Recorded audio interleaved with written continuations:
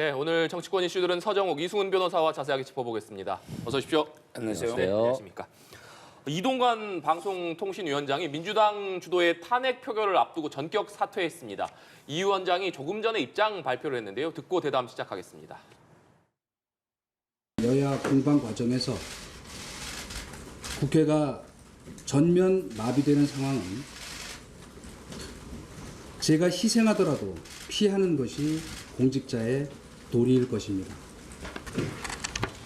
저는 국회의 권한을 남용해 마구잡이로 탄핵을 남발하는 민주당의 헌정질서 유린 행위에 대해서는 앞으로도 그 부당성을 알리고 계속 싸워나갈 것입니다.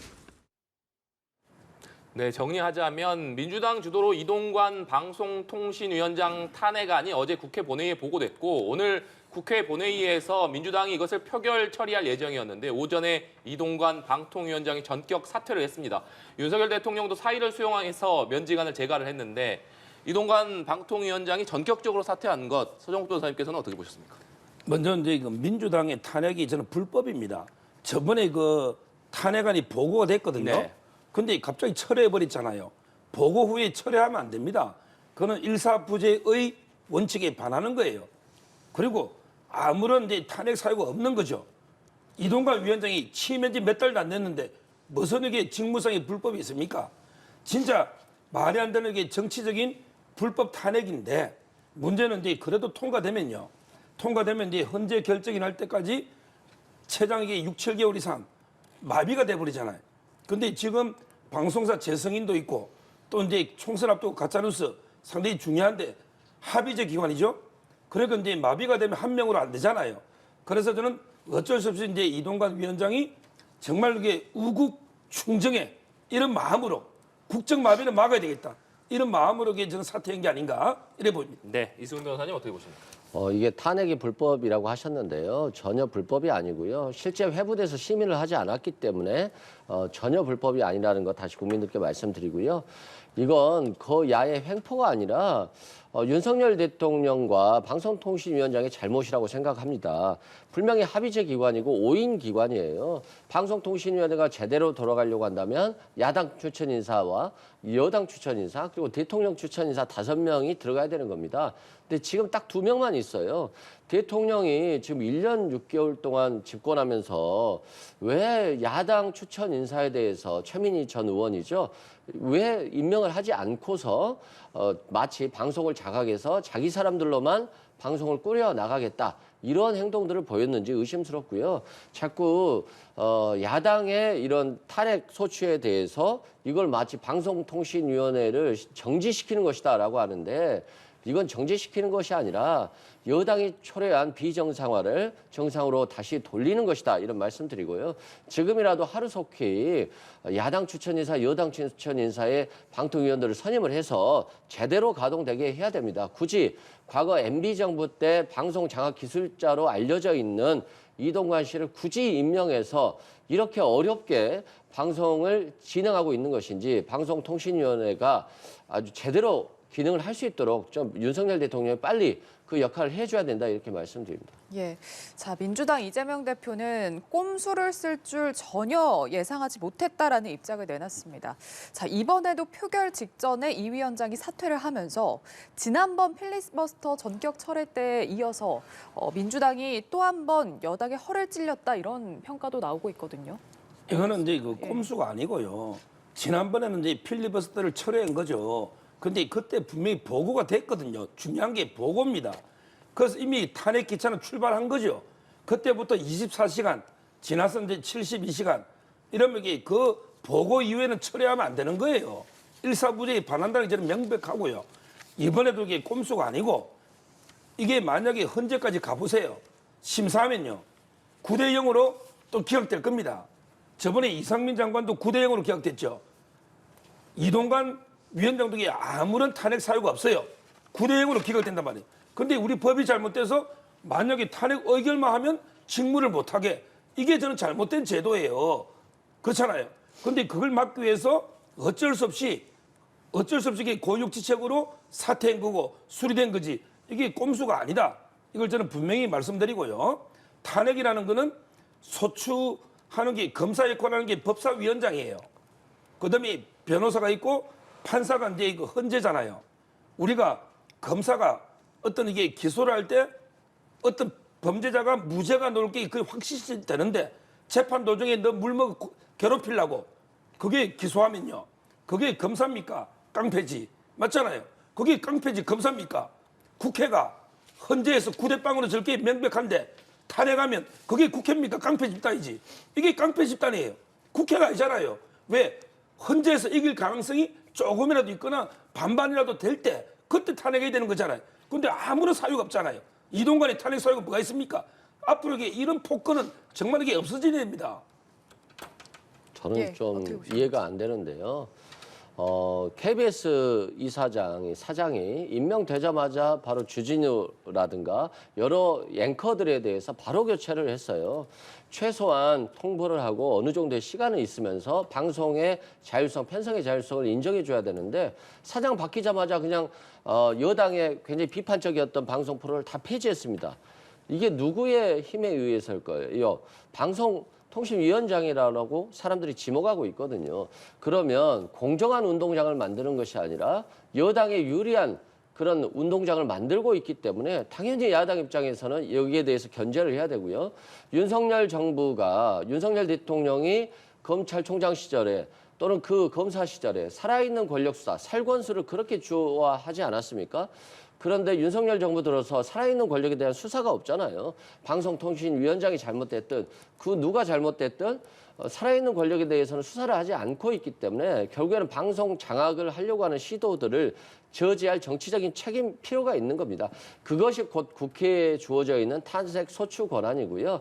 그 권한을 행사하는 것 자체는 결국에는 검찰 수사권을 장악하고 있는 윤석열 정부에 대한 견제 기능을 활용하는 것이기 때문에 대통령이 야당의 해임 건의를 해도 대통령이 그냥 바로 이걸 철회해버리거나 반대해버리면 아무런 야당 견제 권한이 무력화되는 거 아니겠습니까? 그렇기 때문에 탄핵 소추가 있는 것이고 그 헌법적인 가치는 충분히 있는 것이다. 이건 여야가 바뀌더라도 똑같은 것이기 때문에 이 뭐 지금 당장 여당에게 불리하니까 이거 없애버리겠다. 이것 자체가 결국에는 국민과 야당의 비판 권한을 무력화시키려고 하는 시도다 이렇게 보고 있습니다. 네. 이렇게 이동관 방송통신위원장이 자진 사퇴하면서 당초 오늘 본회의에는 이동관 방송통신위원장 또 손준성, 이정섭 검사 탄핵 소추안이 표결 처리될 예정이었는데 이동관 방통위원장은 사퇴로 인해서 빠지고 지금 검사 2명에 대한 탄핵 소추안만 국민의힘 의원들이 불참한 상태로 민주당 의원들 중심으로 해서 표결이 진행이 되고 있습니다. 아마 잠시 후면 그 결과가 나올 것으로 예상이 되는데 국민의힘은 지금 김진표 국회의장에게 비난의 화살을 돌리는 모습입니다. 이번 본회의, 그러니까 어제와 오늘 예정됐던 본회의가 예산안 처리를 위해서 잡아놨던 본회의였는데 이것이 민주당과 김진표 국회의장이 결탁해서 본회의를 강행 처리했기 때문에 이동관 방통위원장의 사퇴가 이뤄진 것 아니냐. 그리고 또 검사 2명에 대한 탄핵 소추안 표결을 강행할 경우에 반드시 김진표 국회의장의 책임을 묻겠다. 국민의힘에서는 이렇게 강조하고 있는 상황입니다.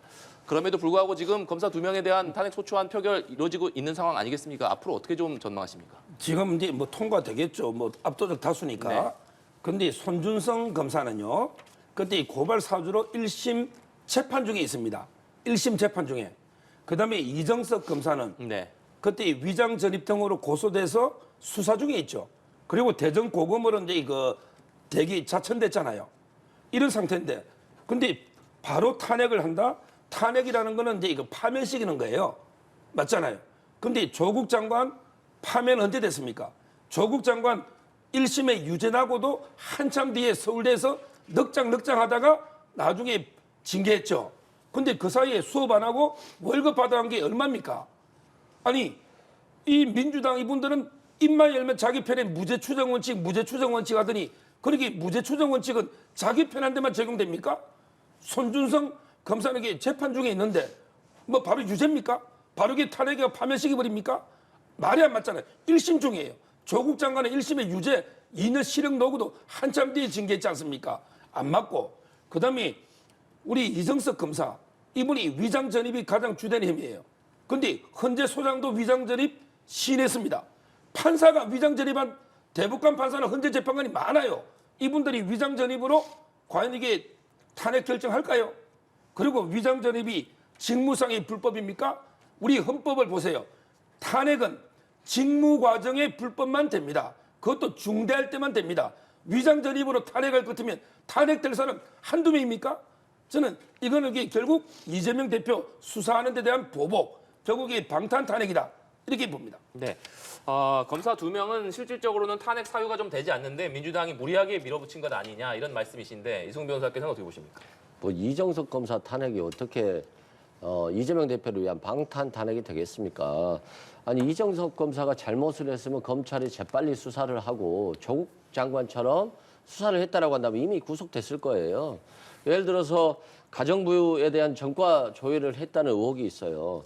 아니 최소한 검사가 경찰들 전과 조회하면 다 해임시키거나 이런 권한들을 해서 수사해서 재판을 회부시키고 이래서 해임되고 그 급여도 제대로 못 받아요, 이 사람들은. 근데 왜 그런 법을 잘 아는 검사가 가정부에 대해서 전과 조회를 했을까? 아니면 아니라고 해야 되지 않겠습니까? 근데 거기에 대한 말은 없고 압수수색이 너무 느려요. 그리고 처남이 마약을 먹었는데 신고가 들어갔는데 어느 순간 무마가 됐다는 거 아닙니까? 그러면 이 의혹에 대해서도 얼마나 심각한 거 아니에요? 한동훈 장관 입만 열면 마약 수사 하는데 왜 이렇게 검사에 대해서는 관대합니까? 그렇기 때문에 탄핵 소추가 있는 겁니다. 검사에 대해서도 그리고 살아있는 권력에 대해서도 강하게 수사를 똑같이 한다라고 한다면 왜 탄핵으로 들어가겠습니까? 검찰이 수사를 빨리 하십시오. 그러면 될 것 같고요. 지금 과거에 유성 씨 같은 경우도 간첩 조작 사건이 있었어요. 근데 여기에 대해서 보복 기소를 하지 않았습니까? 기소유예 난 걸 가지고 무죄가 나니까 다시 보복 기소까지 했어요. 그러면 검사에 대한 이런 불법행위에 대해서는 방법이 없는 거예요. 검사가 수사를 안 하면. 그래서 탄핵 소추가 나온 것이고 지독하게 윤석열 정부에서 야당에 대한 수사, 야당에 대한 탄압, 야당에 대한 압수수색만 일갈하고 있고 조국 전 장관도 결국에는 비판을 하시지만 전 가족이 압수수색 당하고 전 가족이 뭐 거의 구속되다시피 했잖아요. 이 정도로 이정석 검사와 손준성 검사에 대해서도 수사를 한다라고 한다면 뭐 굳이 탄핵할 필요가 있겠어요? 형평성 있는 수사, 살아있는 권력에 대한 수사를 하는 것이 국민들이 원하는 그런 법의 기준이다 이렇게 말씀드립니다. 지금 이게 꼭 하나 반박을 해야 되는 게 지금 이제 뭐 마약 운운하고 이게 뭐 조회하는 거 이게 대법원 판결에서 확정된 것도 아니고 일방적인 천암택의 일방적인 주장이라는 거 말씀드리고 그다음에 검사에 대한 수사는 공수처가 하고 있습니다. 공수처는 문재인 정권 때 통과시킨 검사를 위한 수사 기관이죠. 근데 거기서 하고 있는데 뭐 검찰이 수사 안 한다고 이게 공수처가 안 하는 거 아니잖아요. 따라서는 지금 이게 공수처가 열심히 수사하고 있고 하기 때문에 아직 확정도 안 됐는데 탄핵부터 이게 하는 게 맞나? 지금 이게 통과됐다고 노잖아요. 이게 아주 저는 만약에 그래서 그게 무죄가 되면 어떡할 겁니까? 국회가 어떻게 책임질 겁니까? 그걸 문제 제기하는 거예요. 예, 자 조금 전 들어온 소식인데요. 앞서 두 분께서 얘기하셨던 손준성, 이정섭 검사에 대한 탄핵 소추안이 조금 전 국회 본회의를 통과했습니다. 자 국민의힘은 표결에 참여하지 않았고 탄핵 소추안 야당 단독으로 처리가 됐는데요. 자 당초 더불어민주당이 이동관 방송통신위원장의 탄핵 소추안 표결에도 나설 예정이었지만 이 위원장의 사의 표명에 이은 사표 수리로 안건 상정이 불발됐습니다. 자. 두 검사에 대한 탄핵 소추안이 국회 본회의를 통과했는데 자 말씀하신 게 지금 수사 중에 있고 수사가 확정되기 전에 이렇게 탄핵을 하는 건 부당하다 이런 말씀이셨거든요. 어떻습니까? 만약에 확정되면 이미 그때는 검사가 그만뒀을 거예요. 사임을 했을 거예요. 그렇기 때문에 그 확정될 때를 기다리라 하면 탄핵 사유가 발생한 이후에 한참 있다 몇 년, 5년 이렇게 이후에는 가능한 겁니다. 그래서 정치적인 탄핵 소추에 대해서 자꾸 법리만을 들이대면 안 되는 거예요. 정치적인 탄핵 소추는 여당을 견제하는 것이고 정부를 견제하는 것입니다. 검찰을 야당이 수사하라 마라 할 수가 없잖아요. 실제 수사를 하지도 않고. 그러면 과거 윤석열 대통령의 장모에 대해서도 잔고증명서 한 350억 정도 됐던 것 같은데 잔고증명서를 위조했고 행사했는데 위조죄로만 기소했잖아요. 검찰이 독단적으로 독점 기소권이 있기 때문에 기소를 편의주의가 있어요. 그러면 사실상 판사는 판결할 수가 없는 겁니다. 그런 기소 편의주의가 있고 검찰에 대해서는 제대로 수사하지 않고 공수처에 대해서 공수처가 검사를 수사할 수도 있지만 공수처와 검찰이 그 역할 분담을 할 수 있는 거거든요. 그래서 공수처 핑계 대지 마시고 자체적으로 감찰도 할 수 있고 수사를 할 수 있고 그리고 공수처에서 요구하면 사건을 다시 넘겨야 되는 것이기 때문에 한동훈 장관에 대해서 가해를 했을 때 한동훈 장관이 피해자가 됐을 때 하루 이틀 만에 그냥 압수수색 들어가고 그냥 바로 하잖아요. 이정섭 검사에 대해서도 윤석열 정부가 똑같은 잣대로 칼날을 들이대줬으면 하는 게 또 야당의 바람이자 국민의 원하는 바라고 생각됩니다. 네, 이 얘기도 해보겠습니다. 오늘 오전에 한덕수 국무총리 주재로 임시 국무회의가 열렸는데 여기서 노란봉투법 또 방송 3법 개정안에 대해서 제2요구권, 그러니까 대통령에게 거부권 행사를 건의하기로 결정을 했습니다. 윤석열 대통령이 오늘 중으로 거부권 행사를 결정하지 않겠느냐 이런 전망이 나오고 있는데 서정욱 변호사님 어떻게 전망하십니까? 뭐 이거는 이제 그 일고의 가치도 없이 거부권 행사해야죠. 이런 거는 이게 법도 아닙니다. 저는 우리나라는 이제 법치가 지금 파괴되는 가장 큰 원인이 바로 이제 국회에서 만들어진 불량입법이에요. 우리 불량 음식도 해롭듯이 불량입법 이런 게 정말 우리 법치를 무너뜨리는 이런 이제 그 법들입니다. 노란봉투법 이거는 이제 황건적 보호법이라고 합니다. 주로 이게 파업이라는 게 노동자의 권리면 사용자도 권리가 있는 거예요. 두 개의 권리가 저울이 조화를 이루어서 이게 균형을 맞아야죠. 근데 일방적으로 파업을 불법을 했음에도 불구하고 손해배상을 제한하자. 이게 노란봉투법입니다. 이거는 이게 저울이 노동자 쪽으로 기울어진 거예요. 아주 잘못된 법입니다. 그다음에 방송 3법 마찬가지예요. 이거는 아마 이게 문재인 대통령도 거부권 했을 거예요. 문재인 대통령도 반대했던 법이에요. 지금 이게 통과시키고 있잖아요. 따라서 저는 이런 게 불량 입법 이걸 어떻게 막아요? 결국 우리 헌법에 보장된 대통령의 거부권으로 막을 수밖에 없다. 국회가 마음대로 이게 숫자만 가지고 마음대로 이게 입법 폭거하면 대통령도 이게 헌법이 부여한 대통령의 고유 권한으로 입법을 막을 수밖에 없다. 저는 이게 당연한 거부권이다. 이렇게 봅니다. 네, 이송 변호사님.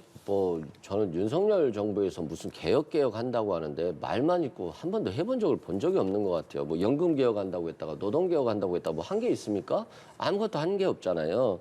이것도 마찬가지예요. 노란봉투법이 생기게 된 계기는 노동자들이 파업에 참가했는데 그 참여 정도 여부를 떠나서 사용자들이 너무 과다하게 예를 들어서 집에 그냥 10억, 20억씩 그냥 가압류해버리는 거예요. 결국은 이 노동자들이 여기에 대해서 고통을 겪고 극단적인 선택을 하는 경우가 굉장히 많이 있었어요. 그래서 이 노동쟁의의 참여 정도에 따라서 손해배상 책임의 범위를 좀 달리하자는 게 이 노란봉투법의 취지입니다. 그렇다고 한다면 이게 뭐 사용자에게 굉장히 불리하다.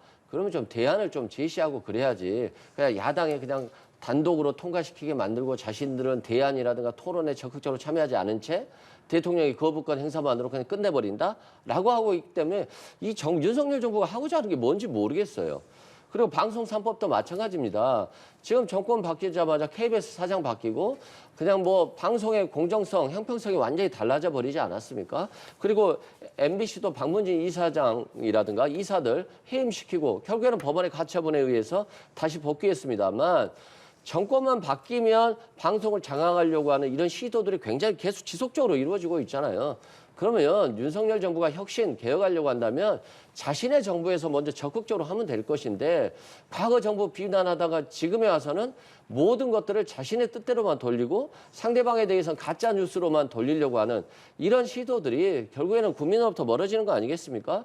윤석열 대통령이 국민은 옳다라고 했습니다만 아직도 정부는 옳다 기조로 가고 있기 때문에 그 기조를 바꾸지 않으면은 국민적인 지지를 좀 받기 어려울 것 같고 여당, 야당을 떠나서 방송의 공정성은 국민들이 다 원하는 거거든요. 그래서 방송이 공정하게 만들기 위해서 더 좋은 법을 만들자는 취지이기 때문에 반대를 하려면 반대를 하는 것인데 꼭 대통령의 거부권으로 반대를 하느냐. 이러면 국회의 기능은 더 나아갈 수 없다. 이렇게 말씀드립니다. 예, 알겠습니다. 국민의힘 이야기도 해보겠습니다. 국민의힘 이뇨한 혁신위원장이 어제 당 주류 희생을 실현하겠다며 총선 공천관리위원장직을 요구했는데요. 김기현 대표가 즉각 거절 입장을 밝혔죠. 이를 두고 당내에서 엇갈린 반응이 나왔는데 먼저 발언 듣고 대답 이어가겠습니다. 국회에서 뭐 탄핵안 가지고 다들 철야 농성을 하기 직전인 이 엄중한 시국에 공천과 관련된 직책을 논하는 것 자체는 이뇨한 위원장의 실수인 것 같고요. 네. 혁신안의 본질에 대해서 조금 더 집중해 주시면 좋겠고, 그런 헌신과 결단은 또 정치를 오래 한 분들이 명예롭게 본인의 시간표대로 내릴 수 있도록 기다려줘야 되는 부분도 있는데요. 조금 성급한 건 아니냐, 과유불급이다. 김 대표의 그런 반응이 네. 좀 실망스러웠는데 네.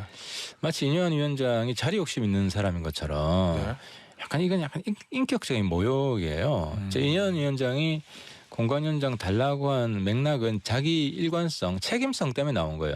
국민들한테 혁신 공천이 되겠다고 생각하게끔 일종의 벼랑 끝 싸움을 하고 있는 거예요. 내 혁신 공천안을 김기현 지도부가 받아라. 네, 인 위원장의 실수다. 김 대표에게 실망스럽다. 네, 먼저 두 분께 당내 엇갈린 반응 어떻게 들으셨는지 여쭙겠습니다. 어떻게 들으셨나요? 저는 이제 이뇨한 위원장도 조금 이게 문제가 있다 봐요. 이 부분은. 왜냐하면 이제 이거 혁신의 권한이 있고, 그다음에 이거 지도부 권한이 있고, 그다음에 나중에 공관의 권한이 있는 거죠. 근데 혁신위원장이 지금 이게 공개적으로 그것도 물밑 조율도 아니고 공관위원장직을 요구한다. 이건 상당히 저는 좀 월권이고 모양이 안 맞다. 이렇게 첫째 비판하고요.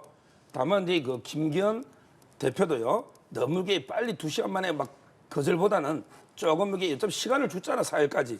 그렇다면 이게 그 최고위나 좀 의논한 다음에 거절하는 게 어땠을까? 이런 이제 그 생각은 들고, 그걸 떠나서 이제 그 김기현 지도부가요.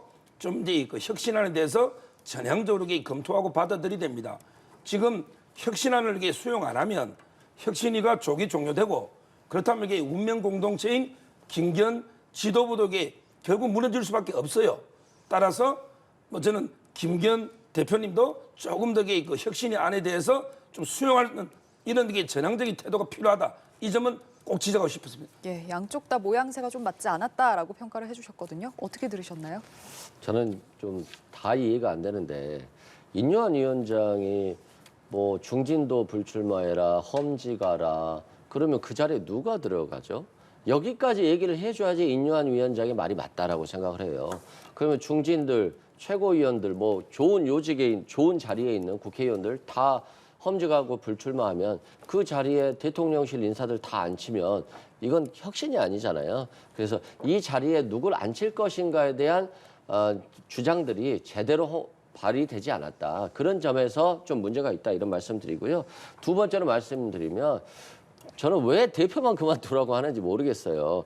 가장 큰 문제는 윤석열 대통령이 이제까지 너무 정부를 이념적으로 운영하고 있고 야당 탄핵만 몰두했기 때문에 이런 문제가 온 것들인데, 이런 부분들에 있어서 대통령의 책임도 요구하고 대통령이 대국민 사과 메시지를 통해서 과거의 잘못들을 털어내는 그런 과정들이 필요한데, 대통령은 나라님이어서 책임이 없고 당 대표에게만 책임지라고 하니까 결코 김기현 국민의힘 대표가 절대 물러나지 않을 것 같아요. 굉장히 오기로라도 물러나지 않을 거기 때문에 결국 좀 혁신은 실패했다 이런 생각이 들고요. 그다음에 공천위원장 요구한 것들은 저는 뭐 본인의 제대로 된 의사였다고 생각을 해요. 혁신안이 안 받아들이면 자기가 공천위원장 돼서 혁신안대로 진행하겠다 이런 것이니까 이런 것들은 뭐 꼼수라고 보기는 어려울 것 같습니다. 네. 이뇨한 위원장은 이 공관위원장에 추천해달라 이 발언이 논란이 되니까 지도부 등을 향한 희생 요청이 수용된다면 공관위원장을 요청할 이유가 하등의 이유가 없다 이렇게 밝혔습니다.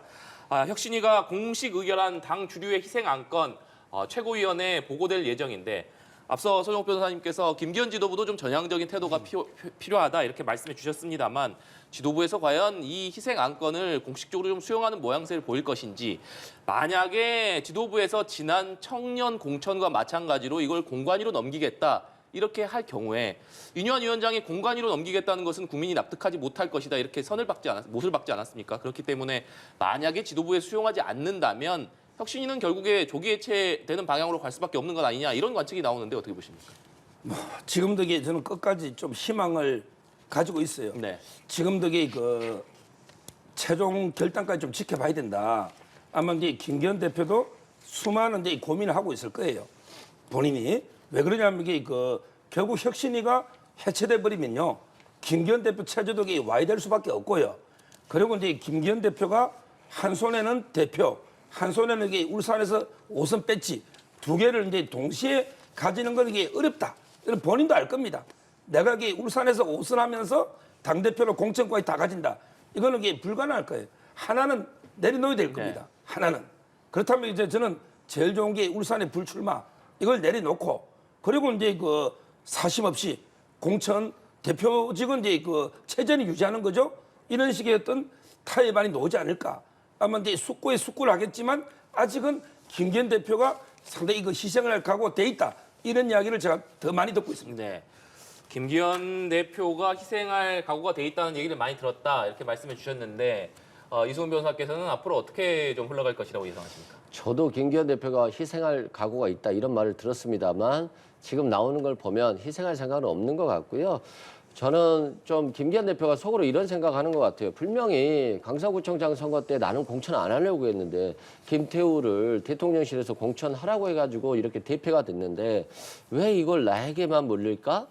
그리고 내가 물러나면 내 주변에 있는 TK 세력들이 다 물러나는 도미노 현상이 일어날 수 있기 때문에 자신이 막아야 되겠다 이런 생각을 할 것 같아요. 그래서 최고위원으로 김석기 의원인가요? 김석기 의원도 결국에는 포진시키면서 물러나지 않겠다라고 하는 의사를 명확히 표현했기 때문에 저는 이제 인요한 혁신위원장은 이미 끝났고 이제 한동훈 장관이 어디로 오느냐, 포스트로 비대위원장으로 오는 것이냐 아니면 선대위원장으로 오는 것이냐 그 문제만 남았지 않나 싶습니다. 예.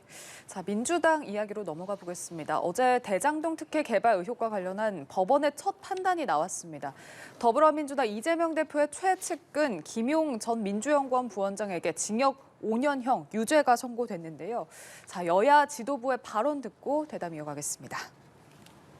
대장동과 무관하다는 이 대표의 주장과는 달리 공소장에는 이재명 대표가 여러 차례 적시되어 있습니다. 김용 전 부원장에 대한 유죄 선고는 시작일 뿐입니다. 세 건의 관련 혐의와 관련해서 재판을 받고 있습니다.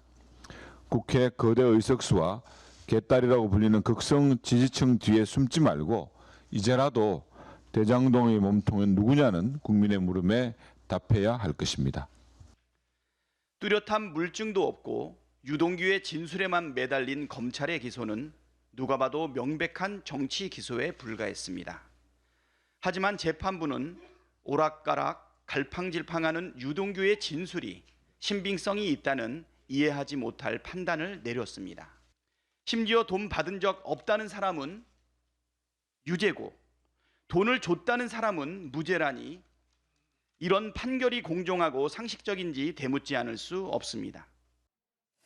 네, 법원이 유동규 전 본부장 등 이른바 이 대장동 일당의 진술의 신빙성을 인정을 했습니다. 1심 판결 어떻게 보셨습니까? 지금 이제 진술만 가지고 유죄를 한 게 아니고요. 김용 부원장이요, 돈을 받은 이게 장소 알리바이까지 조작한 게 그 발각이 됐습니다.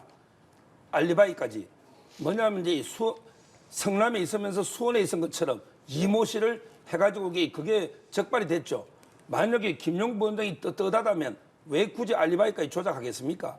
그리고 이제 김용 부원장이 관리했던 그 조직들 있잖아요. 경선할 때 이낙연 대표하고 그때 그 주고받았던 여러 1,400개 가까운 파일 이런 것도 이게 있고요. 그 외에도 여러 가지 CCTV나 차량 모든 수많은 인적 물적 증거가 있었기 때문에 넉넉하게 유죄가 나온 거예요. 진술만 의존했다는 건 말이 안 되고요. 저는 이번 판결의 가장 핵심은 유동규의 말은 신빙성이 있다. 이게 핵심이에요. 왜? 이재명 대표의 대장동 재판, 백현동 재판, 그다음에 공직선거법의 김문기 몰랐다 재판, 이 모든 재판의 가장 핵심적인이 유동규입니다. 그렇다면 법원에서 유동규 본부장의 말이 신빙성이 있다는 것은 다른 재판에도 결정적으로 이재명 대표에게 불리하게 작용한다.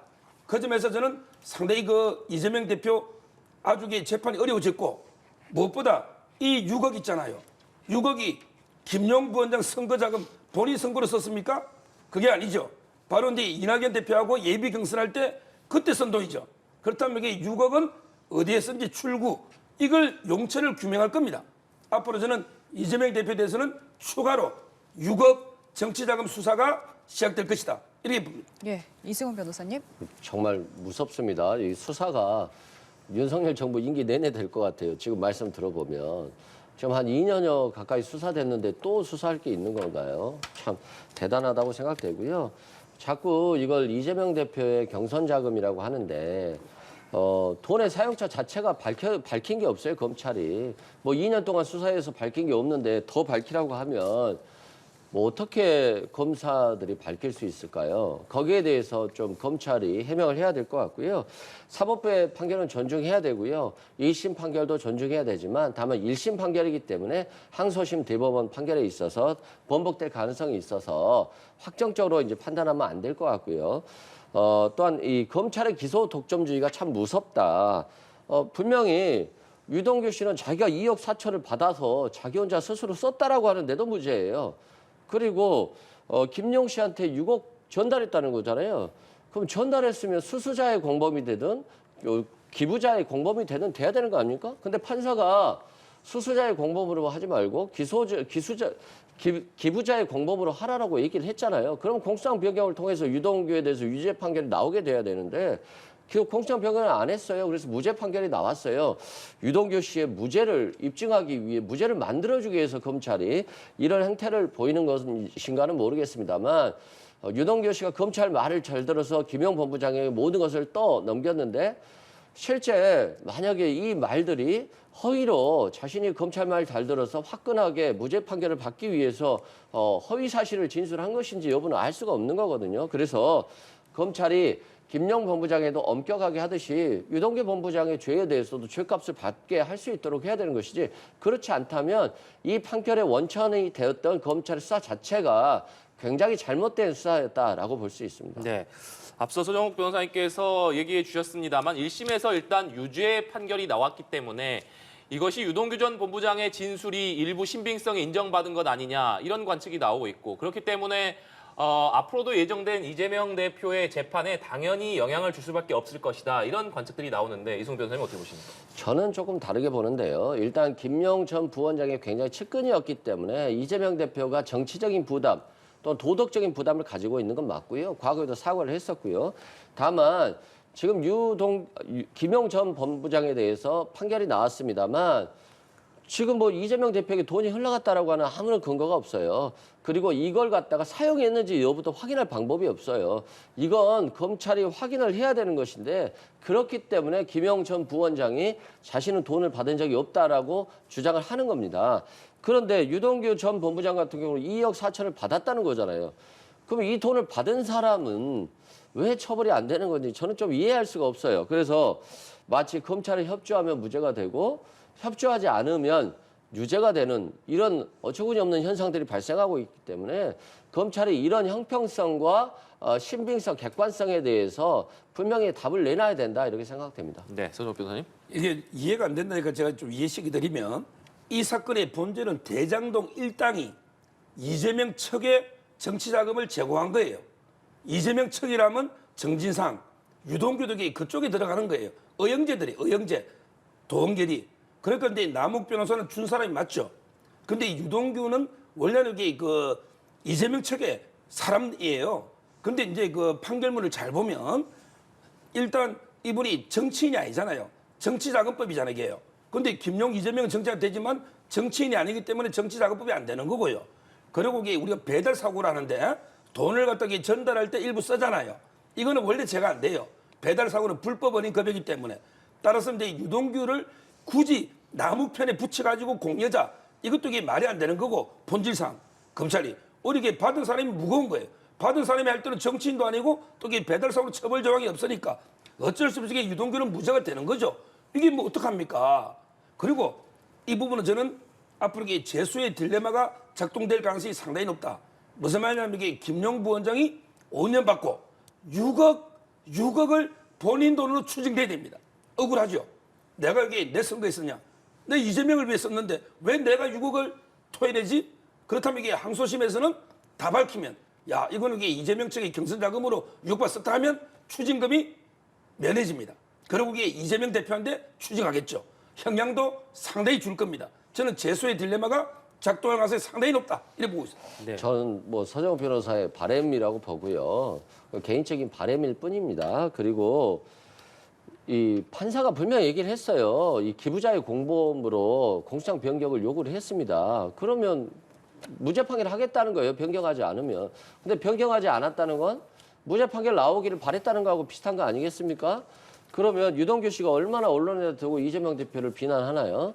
이거 자체가 저는 유동규 본부장의 진술이 어느 정도까지 신빙성이 있는 건지 굉장히 의심스러워요. 진술이 이제까지 계속 바뀌어왔기 때문에 판사는 어느 정도 신빙성을 인정했습니다만 항소심에서 충분히 변경 가능성이 있다 이런 말씀 드리고 2억 4천을 경선 자금 쓰겠다고 받아가지고 자기가 개인적으로 착복했으면 실은 기망행위예요. 사기죄로 공소장을 변경한다라고 한다면 유죄죄가 나올 수도 있지 않을까 싶고요. 유동규 본부장에 대해서도 검찰이 좀 엄격한 법의 잣대를 들이대는 것이 이 재판의 신빙성, 판결의 신빙성을 더해주지 않을까 싶습니다. 예, 대장동 관련 첫 재판에서 유죄 판결이 나오면서 지금 민주당에서는 비명계를 중심으로 이재명 대표의 사법 리스크를 비판하고 우려하는 목소리가 쏟아졌습니다. 어제 이낙연 전 대표가 일주일에 며칠씩 법원을 가야 하는데 과연 총선을 치를 수 있겠느냐. 이 대표의 거취와 관련해서 당에서 결단을 해야 한다라고 밝혔거든요. 이 대표의 거취 문제가 또다시 좀 논란이 될 거라고 보시는지요? 저는 이재명 대표의 거취를 걱정할 것이 아니라 이낙연 전 대표의 거취를 좀 걱정해야 될 것 같아요.